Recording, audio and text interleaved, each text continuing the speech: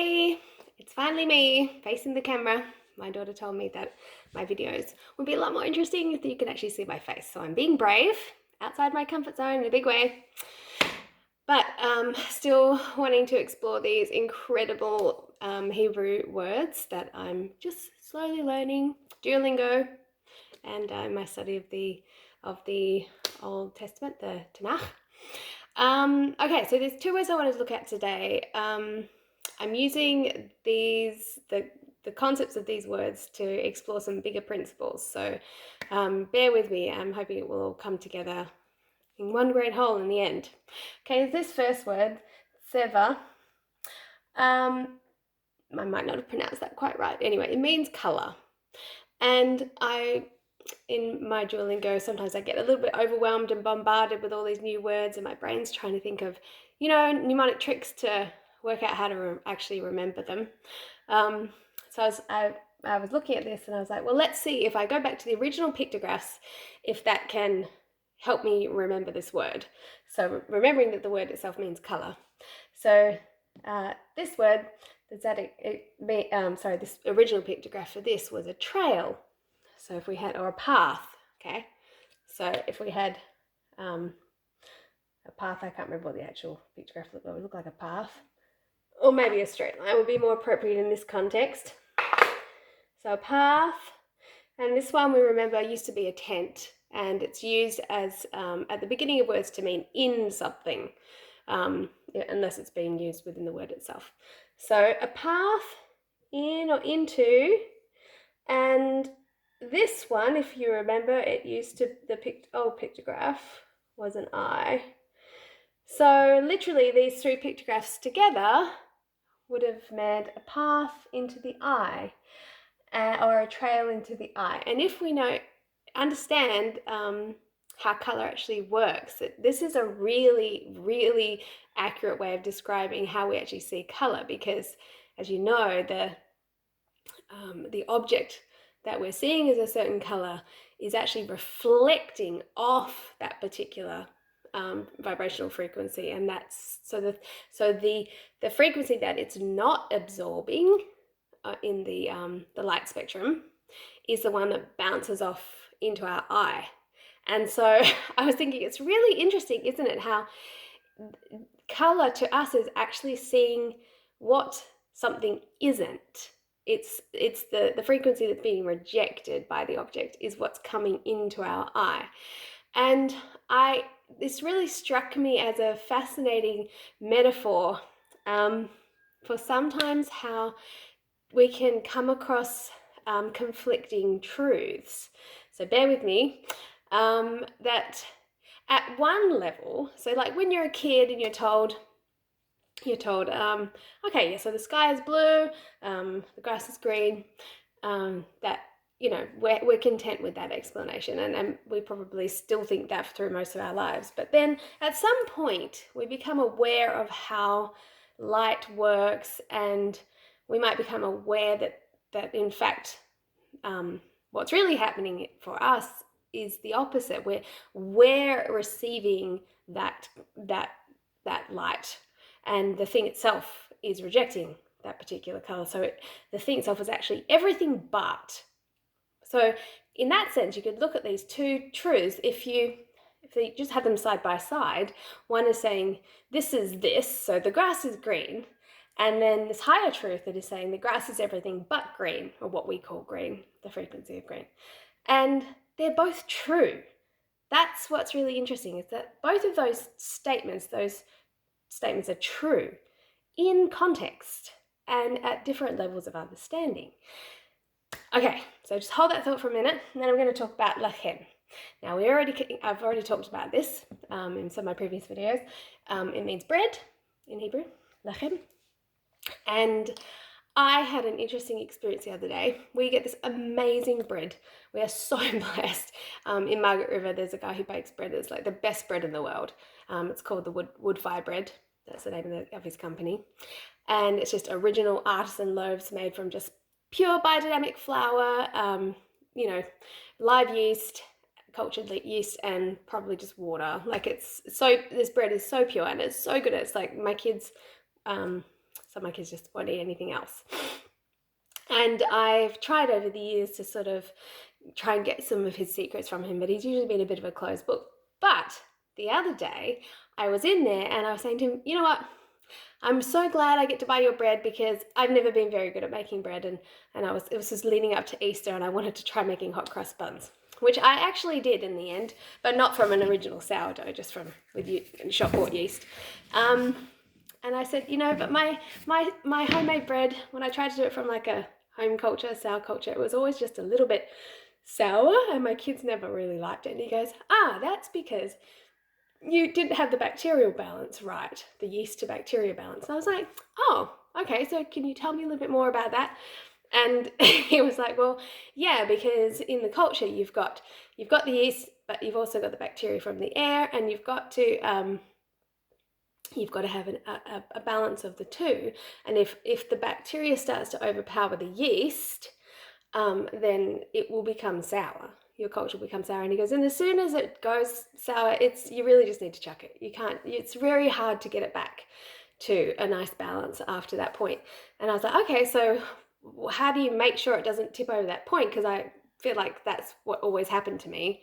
And he's like, well, you just have to consistently feed it. You've got to really pay attention to it. You've got to keep feeding it so that while the yeast has got something to eat, it's not going to die off and it's going to keep growing, and the bacteria won't have a chance to overpower the yeast. So I haven't done any further research on that, so that was just my experience of the conversation, so I'm hoping that that's an accurate recount. But then, you know, as my brain does, I was like, wow, that's such a really powerful metaphor about this idea that, you know, that in order to not be overtaken, well, what I'm trying to say is that you're either growing or you're, you know, devolving. You're like you got to go in one direction. You're always either going one way or the other. And this principle, in the light of like truth, it made me realize that if we close ourselves off, we stop feeding ourselves with like new information, new wisdom, new truth, higher understanding, that we are going to stagnate. That you can't just stop acquiring new wisdom and knowledge, especially spiritually. Well, in any way, really. I guess it's a little bit like my husband. He's a huge workout gym buff, and he's always encouraging me to do more exercise, but he's like, you're either gaining muscle or you're losing it. Like your body just doesn't naturally just stay at this homeostatic level without, you know, constant effort. You've got to either work, you know, hard to maintain, or you've got to be growing. And he said, and really to just stay at maintenance level, it's not really, doesn't really work. You've got to be consistently building. So when we're thinking of truth, and we're going back to our little metaphor about the light, that sometimes I think we feel threatened. We feel threatened to open ourselves up to new ideas because we think that they're going to take away from what we already have. But here's the thing, even opposing truths, like the idea of the example that I gave of like grass being green and then later finding out that grass is everything but green, those truths, they sound contradictory. But when you get the information that connects them, then you can understand that they're actually complementary. And I'm so fascinated with this idea, this principle, that we don't have to be threatened by any information, that we can just completely relax and open ourselves up.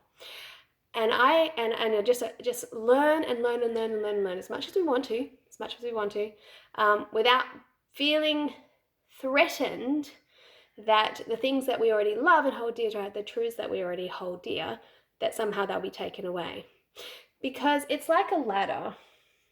It's like a ladder, you know, the old Jacob's ladder going up to heaven. That old scripture, line upon line, precept upon precept, here a little, there a little, you know, ultimately leading up to this space of, you know, all. I'll do this because this is actually the symbol for like all light and knowledge anyway, even though it's been hijacked by the Illuminati. So we've got this ladder leading up to the space of all truth and knowledge. Now, each rung represents a different stage of, or new information, the acquisition of more and more truth. Now, if you're standing on a certain rung,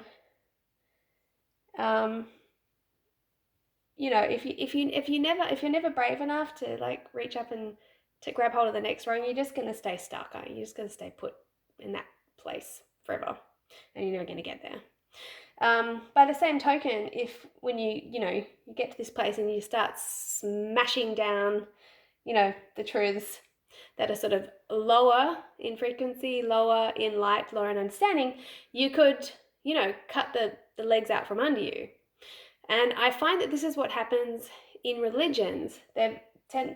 People in various religious faiths tend to be very isolationist and think that, that where they are at is all there is. And then there's nothing more to be gained, and then anything less should be shunned. When in fact, everything that has gone before has collectively and individually led us to this place. And just because we've reached this place and it's serving us now, it doesn't mean that there isn't more. And it's very easy to get stuck. So, but if we just go out of fear, that's all it is. So if we go back to this analogy of the light, that we don't have to feel threatened. I've got an extra box in my brain where anytime information comes to me and I don't really know what to do with it, and I don't have any real context for it, or I feel challenged by it, I just put it into that box and go, look, that's just interesting. I don't have to make a judgment about it, whether it's true or false. I just put it in that box and I go, you never know. That might come into some bigger context at some point, or I might get some connecting information at some point to help join that piece of information with some other information that hold true and it seems to be contradicting.